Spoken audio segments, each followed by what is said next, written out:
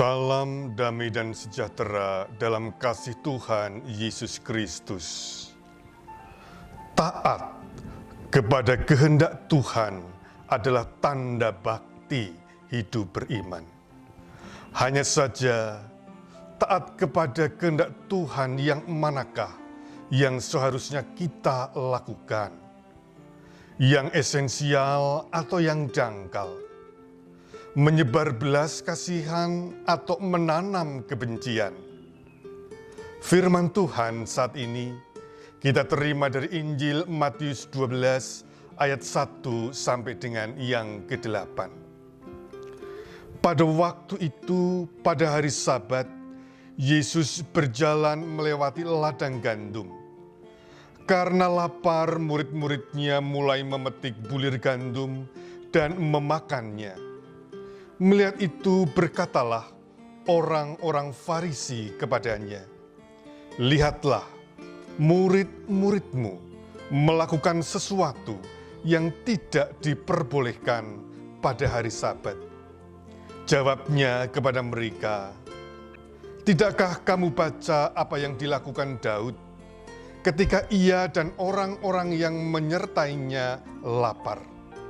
Bagaimana ia masuk ke dalam rumah Allah dan bagaimana mereka makan roti sajian yang tidak boleh dimakan, baik oleh dia maupun oleh mereka yang menyertainya, kecuali oleh imam-imam.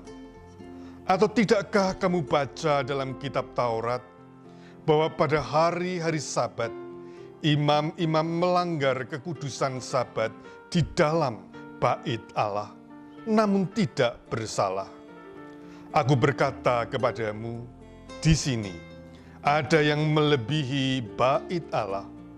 Sekiranya kamu mengerti maksud firman ini, yang ku kehendaki ialah belas kasihan dan bukan persembahan.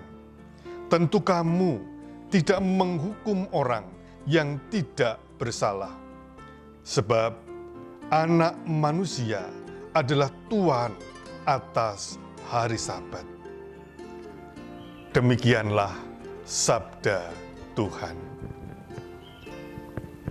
Saudara yang terkasih, dalam setiap kehidupan kita kadang merasa kecewa karena kita dijebak atau masuk dalam perangkap.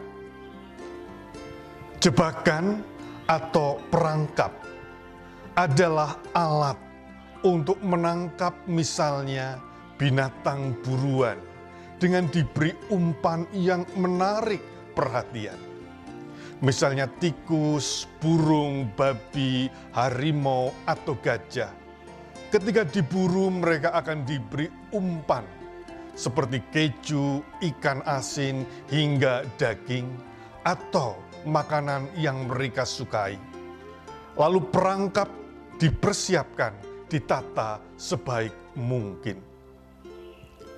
Saat ini, dalam bacaan kita tahu bahwa melalui kemasan aturan hari Sabat, orang Farisi hendak menjebak Yesus karena mereka benci Dia. Sabat adalah hari istirahat, hari pembebasan, karunia dari Allah untuk memuliakannya. Oleh karena itu, kegiatan-kegiatan lain perlu dibatasi, misalnya tidak boleh menabur, membaja, memetik gandum, menyalakan api, dan lain-lain. Namun kemudian hari Sabat menjadi hari penuh beban karena tidak boleh bekerja. Tidak boleh melakukan apapun, dan hidup keagamaan menjadi kaku dan tidak manusiawi. Sehingga hari Sabat mulai kehilangan makna pentingnya sebagai hari pembebasan dari kerja dan hari perayaan syukur kepada Allah yang telah menciptakan alam semesta.